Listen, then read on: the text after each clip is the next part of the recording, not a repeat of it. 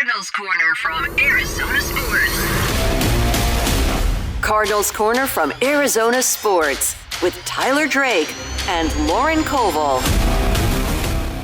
Bird Gang, what's going on? Welcome back to another edition of Cardinals Corner. I'm Tyler Drake, that's Lauren Koval, and it has been a busy week and a half, I would say now, of free agency, especially when we're looking at the Cardinals. So we've got to dive in. We got to take a little bit of a look back, and then we'll take a little bit of a look forward into the draft and see how everything's shaking out. But how you doing today, Lauren? I'm doing well. How are you? Doing good, doing good. And also, pulling cards. Had a little bit of a weird one. Definitely check it out. Mm-hmm. Yeah. We're maybe not as lucky as we were when Elijah was filling in for me here, but still an interesting one. Yeah. Shout out to Elijah for joining us last week. Go take a look on Arizona Sports YouTube if you want to check that interview out. But let's turn to free agents that they have brought in. I think the big ones have to be Josh Sweat and Dalvin Tomlinson. What's your initial thoughts there? Josh Sweat was like the flashy guy to go for. We'd sat here weeks before and said, hey, if the Cardinals want to do something in free agency that feels impactful, that's Josh Sweat. Mm-hmm. It felt like once they didn't get Milton Williams out there in the free agency market that they knew they had to go hard to get Josh Sweat. That's why that contract is the way that it is. It's not as much as a cap hit as we all found out today that it is. Yeah, which is fantastic because when you first see the numbers, you kind of think, okay, free agency can become the you don't get the guy that you want, so I'm going to overpay for like the middling guy because I need to fill that gap. I don't think the Cardinals did that this free agency at all. No, and especially when you look at Milton Williams' numbers over 100, 4 years, whew. When I saw that, I was like, oh, man, Josh Sweat might have just priced himself out of the Cardinals too. But 4 years, I think $76 million, great deal. I think some people are a little worried about that being an overpay. But I think for what we were kind of looking at, I was thinking 85 to 100. And such a position of need for them that at some point, if you're going to overpay, I'd rather you overpay for a position of need than some guy who's going to come in and be your second string. And at the end of the day, it's what fans wanted. I think that's the big thing, too, is they didn't spend as much as everybody wanted last year. They still have some cap space to spend this year, but at least they went out and got some high-profile, big-ticket signings. I think that Dalvin Tomlinson is really – I don't want to say underrated because he's a big signing, but I really, really like that in the middle to really help build Darius Robinson and those guys along too. So Dante Stills. So that's a good signing. One of the most underrated, though, is Jacoby Brissett for me because that was a really good addition. I thought he was the top free agent pick I wanted when Kyler was rehabbing in 2023. I thought if he came in, he could bridge the gap well, be a great backup when Kyler did return. Obviously, that didn't happen. Now he's back in the fold now, returning with Drew Petzing, Israel Wolfork, Jonathan Gannon. So much familiarity there. I really, really like that signing. And the best case scenario is we never see him play. Exactly. Yeah, because when Kyler Murray went down and you had to have Clayton Tune come in, as much as they want Clayton Tune to be that second string guy from what we've seen, he wasn't able to be last season, which is okay. But then you need somebody to come in, and I don't want to say push Kyler Murray or like challenge Kyler Murray. He's the starting quarterback. Jacoby Brissett is not the starting quarterback. No. I feel like I need to make that adamantly clear right now. And that being said, Jacoby Brissett has that relationship with Drew Petzing, spent time with him as his quarterback's coach in Cleveland. He knows them well. He knows a lot of this coaching staff well. And I think even coming in with a little bit more of that like veteran mentality, that journeyman mentality is helpful in a way for Kyler also to feel like a little bit less pressure off his back. All of these signings to me, the Josh Sweat signing, the Jacoby Brissett signing, sort of signify Kyler doesn't have to be fantastic. Like the goal is to make Kyler be, if he's just an average NFL quarterback, that all the other pieces around him make up for it. Especially when you see what they're doing defensively. Like they are making concerted effort to make the defense no longer a liability, especially the defensive line, I think. So let's run through the outside, just Josh Sweat, and then we've got a couple of inside guys. Might be bad news for Kaiser White reunion. Akeem Davis-Gaither and Michael Walker, they are heading to the Cardinals. Got Dalvin Tomlinson, Jacoby Brissett. Jake Curran, he is a guard, I want to say. He was with the Bears last year, I believe. And wide receiver Simi Fehoko, I think I said it right. And they just signed another former Bears player in Jalen Jones. So cornerback. So there's some other additional depth pieces there for sure. We'll have to see how inside linebacker shakes out. But they also had some re-signings: Baron Browning, Joey Blunt, Aaron Brewer, Evan Brown, Kelvin Beachum, Zay Jones, LJ Collier. I think for most of those signings, those were I really do like. I think the most underrated for me has to be Baron Browning. I think Evan Brown's right there too. But you have Josh Sweat, Baron Browning, Zaven Collins, BJ Ojolari, Xavier Thomas, all of those guys mixed together. That's a very much revamped outside linebackers room, in my opinion. And this is still those re-signings sort of signifying something we haven't seen the Cardinals do in a little bit, which is keep a little bit of continuity in that room. We haven't seen them sort of stick with the same sort of mesh of guys and then maybe bring a few in to bolster either the offensive line, the defensive line as a whole. Haven't seen that recently. So that was good to see, even if we don't love the price tag attached to everybody for their re-signings. Still overall, that continuity, that consistency, that familiarity that we talk about that's so important in the NFL, now we get to see it. Yeah, I mean, you look at Evan Brown, one of 2 offensive linemen to start every game from Arizona last year. Like, you've got to bring people back like that. We saw on the defensive line how bad it can be. Justin Jones, Bilal Nichols, they go down right away early on in the season. You see the numbers reflect kind of they were picking up the pieces most of the year. So definitely love the Evan Brown, Baron Browning signing, like I said. When we look at all of the work, because obviously they lost some people too, not as bad as maybe initially thought for me. I think that's fair, yeah. But they lost Kairis Tonga. I think I said it right. Sorry. He's going to the Patriots on a 1-year deal. Roy Lopez, local guy who I really, really thought was going to re-sign here just because he brought a lot to the table. He's going to the Lions on a $4.65 million deal. So clearly he's getting paid a little more than I think he was going to make here. Then you've got Naquan Jones heading to the Chargers. Obviously, Roy Lopez started a lot, I think 21 games.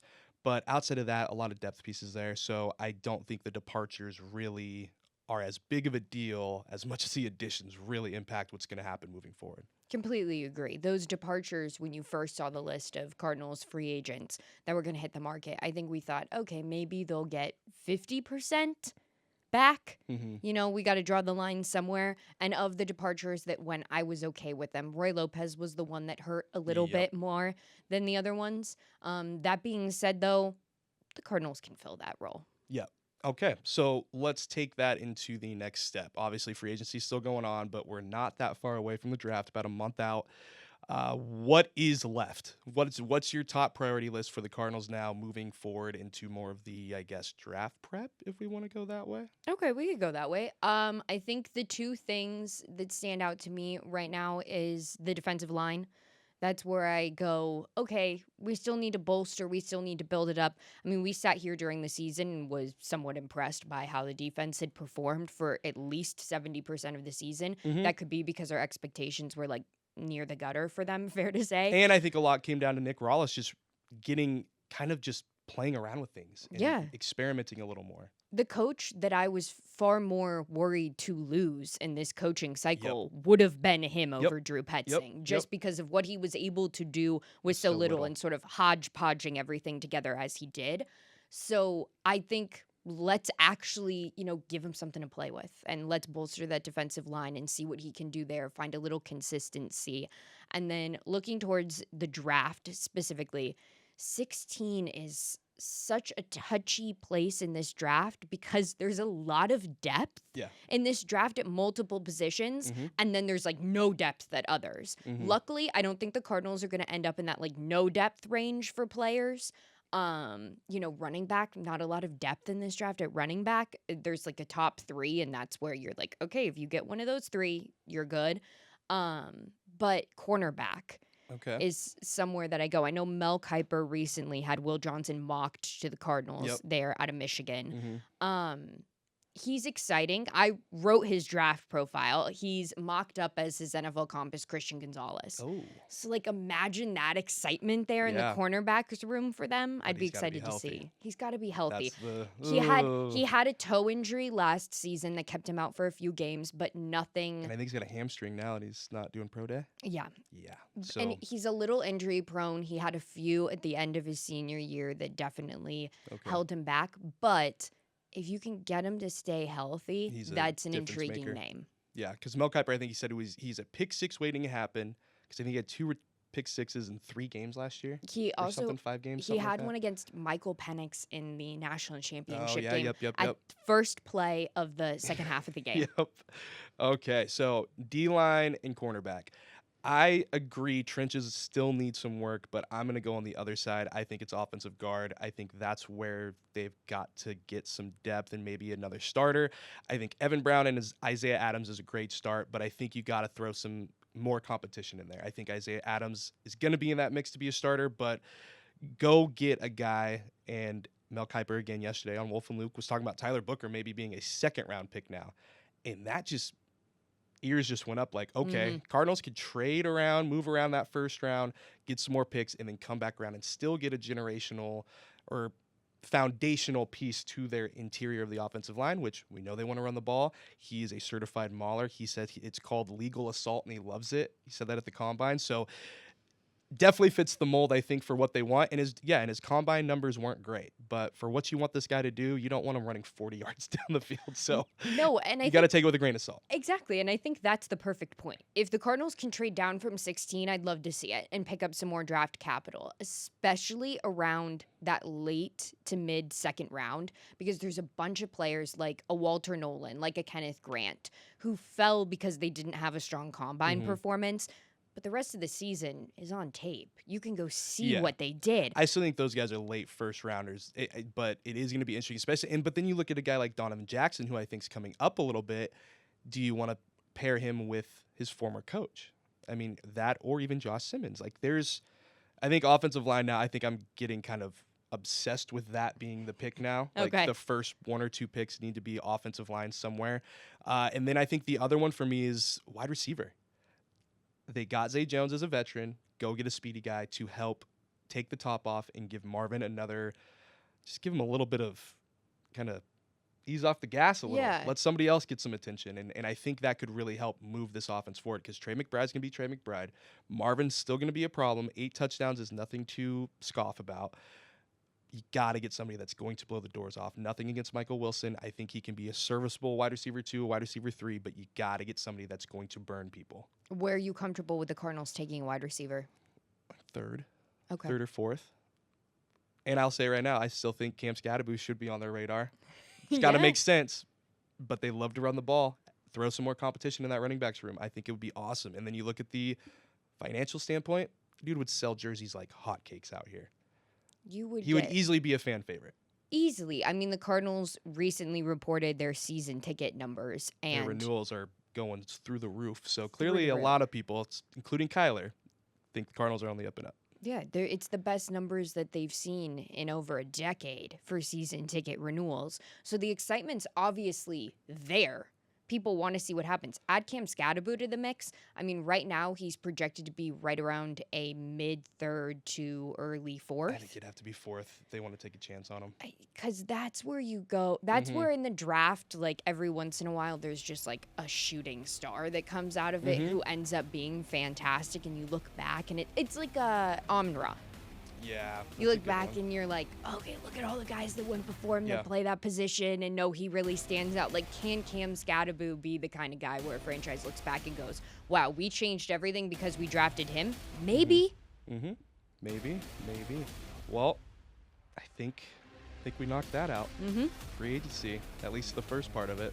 At least the There's first still part. plenty to go. There's still plenty of draft prep, too. There's going to be a lot of moving and shaking over the next month or so. So we will keep you locked on all of the Cardinals coverage coming your way in the next month or so. So be sure to keep it locked on the Arizona Sports app, 98.7, ArizonaSports.com. Follow me at TDrake for Sports. You can follow Lauren at Colville_Lauren. Follow the show at AZ Cards Corner as well. And yeah, a lot of content coming your way. So be sure to stick around and we will see you next week.